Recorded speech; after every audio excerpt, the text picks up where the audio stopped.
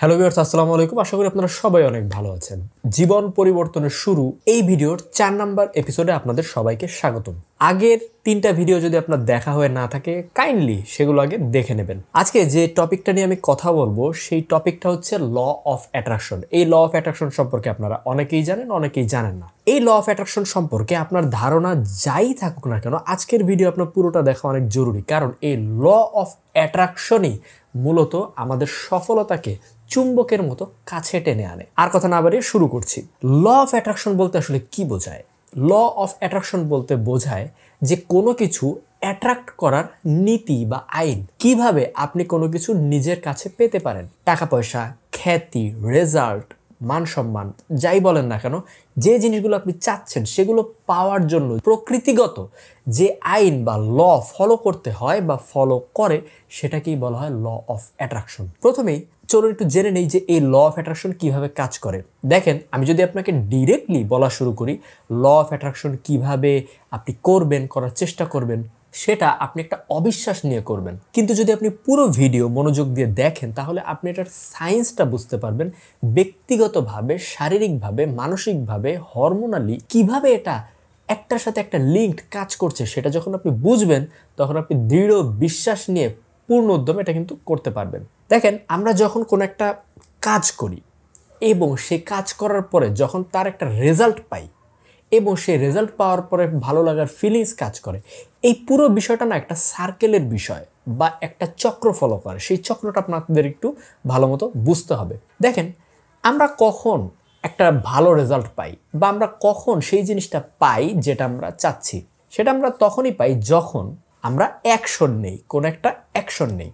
মনে করেন যে আপনি পরীক্ষায় ভালো রেজাল্ট করতে চান, তাহলে অবশ্যই আপনার কিন্তু পড়ার কোনো বিকল্প নেই। তো মনে করেন যে আপনি ভালো মতো পড়লেন, আপনি ভালো একটা রেজাল্ট করলেন, এরপরে কি হবে? এরপরে আপনার এক্সিস্টিং প্যারাডাইম অনুযায়ী আপনার বডিতে নির্দিষ্ট কিছু নিউরোট্রান্সমিটার রিলিজ হবে। এখানে প্যারাডাইম বলতে যেটা বোঝাচ্ছে, প্যারাডাইম ব্রেনের একটা অংশ যেটা হিস্টোরি অ্যান্ড মেমোরি দ্বারা পরিচালিত হয়।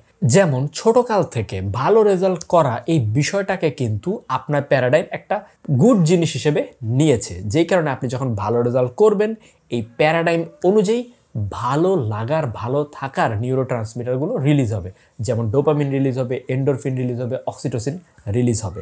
যখন এই নিউরোট্রান্সমিটারগুলো রিলিজ হবে তখন বডিতে আপনার যেই ধরনের রাসায়নিক রিয়াকশন দেখা দিবে সেটাকেই আমরা বলি ইমোশন। এখন এই ইমোশনের প্রতি আপনি নিজে মানসিকভাবে যে রেসপন্সটা দিবেন সেটাকে বলা হয় ফিলিংস। জিনিসটা একটু যদি জটিল হয়ে যায় আমি খুব সংক্ষেপে আপনাদেরকে বোঝাচ্ছি। ধরেন, আপনি যখন ঝাল খান, যখন আপনার জিহ্বাটা পোড়ে, এই পোড়াটা হচ্ছে আপনার ইমোশন। আপনার শরীরে হরমোনাল চেঞ্জ হচ্ছে, এই কারণে আপনার জিহ্বা পুড়ছে। কিন্তু এই জিহ্বা পোড়াটাকে যখন আপনি এনজয় করছেন, মজা লাগছে, তখন সেটা হচ্ছে ভালো লাগার ফিলিংস। দেখেন, সবার কিন্তু ফিলিংস এক হয় না। অনেকের কাছে ঝাল খুব খারাপ লাগে, অনেকের কাছে ঝাল খুব ভালো লাগে। একই ধরনের ইমোশনাল যে রিয়াকশন ব্রেনের ভিতর হচ্ছে তার প্রতি রেসপন্স কিন্তু সবার আলাদা আলাদা। তার মানে ফিলিংস হচ্ছে ইমোশনের প্রতি আপনার যেই রেসপন্স। এখন এই যে আপনার ফিলিংসটা, আপনার যে ভালো লাগার ফিলিংসটা, আপনার যে ডোপামিন সিস্টেম অ্যাক্টিভেট হচ্ছে, এটা থেকে আপনার কিন্তু পরবর্তীতে ওই কাজটা করাতে আরও বেশি পরিমাণে আগ্রহ দেখা দিবে এবং আপনি আরও বেশি বেশি সেই কাজটা কিন্তু করতে চাইবেন। যেমন জিম বাডি যারা জিম করেন তাদের একটা এক্সাম্পল দিই। তারা প্রচুর ব্যায়াম করার পর আয়নার দিকে তাকিয়ে যখন দেখে তার মাসেল ফুললো কিনা, যখন দেখে তার মাসেল ফুলে গেছে তখন না তার অনেক ভালো লাগে এবং এই ভালো লাগা তাকে ওই কাজটা করতে আরও বেশি অনুপ্রাণিত করে। তাহলে এই পুরো বিষয়টা একটা সার্কেল, আপনারা বুঝতে পারছেন যে কোনো একটা অ্যাকশন নিলে তার রেজাল্ট আসে, সেই রেজাল্ট থেকে ইমোশন ক্রিয়েট হয়, সেই ইমোশন থেকে ফিলিংস ক্রিয়েট হয়, সেই ফিলিংস থেকে আবার অ্যাকশন নেওয়ার আগ্রহটা কিন্তু আসে। এখন আপনি আমি যেটা লাইফে চাই বা পেতে চাই বা হতে চাই বা করতে চাই, সেই বিষয়টাতে আমাদের যে অ্যাকশন নেওয়া জরুরি, সেই অ্যাকশনটা আমরা নিচ্ছি কিভাবে? যে কোনো অ্যাকশন আপনার যদি নিতে হয় সেটার সাথে জড়িত ফিলিংস থাকতে হবে। ফিলিংস যদি কাজ না করে, ফিলিংস যদি আপনার ভিতরে না থাকে, তাহলে আপনি সচেতন মন দিয়ে জোরাজোরি করেও অ্যাকশন বেশি দূর নিতে পারবেন না। আপনারা জানেন কনশাস মাইন্ড মাত্র 5% দখল করে, আর 95% পাওয়ার কিন্তু পুরোটাই সাবকনশাসের কাছে। আর এই ফিলিংসের যে বিষয়টা, এটা পুরোপুরি সাবকনশাস মাইন্ডের একটা অংশ। তাই আপনার যদি ফিলিংস না থাকে কোনো একটা বিষয়, তাহলে আপনি অ্যাকশন কিভাবে নেবেন, এবং অ্যাকশন না নিলে তো রেজাল্টটা পাবেন না। আমাদের প্যারাডাইমে কিন্তু ফিলিংস কখনোই স্বাভাবিকভাবে থাকে না। একটা এক্সাম্পল দিয়ে আর একটা, মনে করেন যে আপনি ভালো একটা রেজাল্ট করতে চাচ্ছেন কোনো একটা পরীক্ষাতে বা কোনো একটা জব ইন্টারভিউতে, কিছুতে খুব ভালো একটা কিছু করতে চাচ্ছেন। এখন সেই রিলেটেড মানে উইন রিলেটেড ফিলিংস তো আপনার কাছে নাই। মানে ভালো একটা রেজাল্ট করার পর যে ফিলিংসটা আসে, যেই ফিলিংসের কারণে ওই পড়ালেখা আরও বেশি করতে ইচ্ছা করে, সেই গুড ফিলিংস তো আপনার কাছে অলরেডি নাই।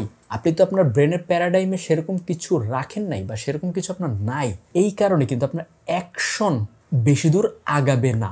ল অফ অ্যাট্রাকশনের বিষয়টা হচ্ছে আমরা সবচাইতে বেশি এখানে মনোযোগ দিই ফিলিংসের দিকে, কারণ ওই যে সাবকনশিয়াস মাইন্ড 95% দখল করে রেখেছে।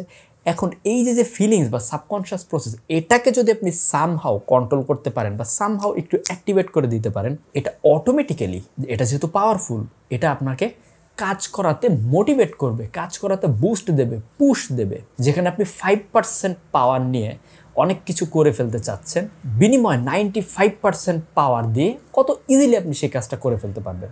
আমরা ল অফ অ্যাট্রাকশনের মাধ্যমে এই ফিলিংসের বিষয়টা অ্যাড করছি, যে কারণে পুরো গেমটাই চেঞ্জ হয়ে যাচ্ছে। এই ল অফ অ্যাট্রাকশন পারফেক্টভাবে করার জন্য দুইটা টুলস খুবই ভালো মতো কাজ করে। একটা হচ্ছে অটো সাজেশন এবং আরেকটা হচ্ছে ভিজুয়ালাইজেশন। অটো সাজেশন নিয়ে আমি অলরেডি কথা বলেছি, এরপরে কথা বলবো ভিজুয়ালাইজেশন নিয়ে। কিভাবে এই visualisation technique law of attraction কাজে লাগিয়ে ইজিলি আপনাকে কাজে মোটিভেট করে আপনি যেটা চাচ্ছেন সেটা আপনার কাছে নিয়ে আসবে, সেটা আপনারা জানতে পারবেন।